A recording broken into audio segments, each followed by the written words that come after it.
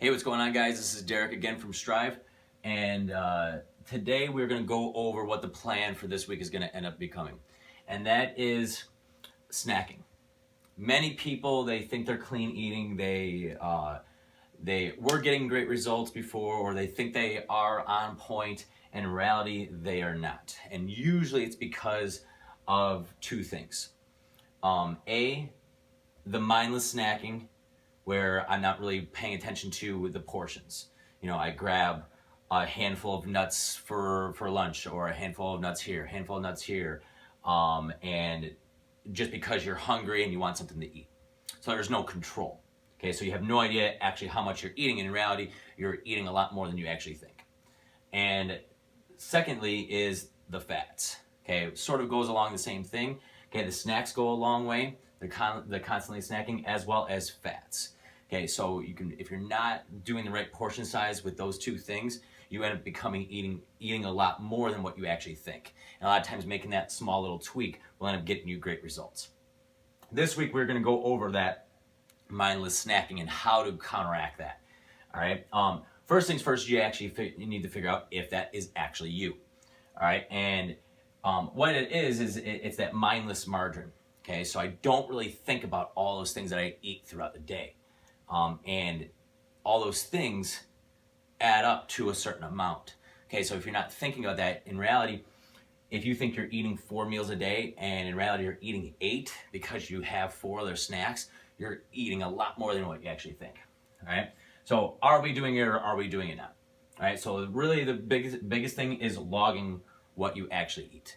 Okay, if you're doing what we were working on week 1 and week 2, you're already planning out your week. So if you plan ahead of time and you follow that plan, you should be fine. But if you're one of those people where you're not really doing that, or you're getting results before and you didn't really need to, pretty much getting back to square one and figuring out what you're actually eating on a day-to-day basis is the best bet, because then you can actually see what it is and then we can sort of get that answer. All right, so you're gonna log every time you end up eating. And it is, every single time you put food in your mouth. Okay, and every little thing counts. And that's why we want to make sure we end up doing that. And it is the correct portions. So if I am constantly eating out of a bag, I have no idea how much I'm actually eating. But if you take those contents of the bag and actually put it into the correct portions, and you see the food log, the food journal, you can end up doing that. All right, so I'm going to log every single time. I'm going to actually portion it out so I can see exactly what I'm actually putting into my body. And you'll realize how much you actually are. All right, so if you are a mindless snacker, how are you going to fix this? All right, first things first, we know what this is. We just talked about that. Okay, but secondly, you're going to log and plan for the day ahead of time. All right, so I'm going to actually still focus on that planning, and that's why it's such a big thing. That's why we were working on week 1, is I'm going to plan that time out. Okay, so I have to follow that plan. And those mindless snacking are not part of that plan. I can always input some snacks, but I have that control. So I can have that handful of potato chips, but I know exactly that I'm having that much, and that's going to be crucial. All right, so I'm logging and planning beforehand.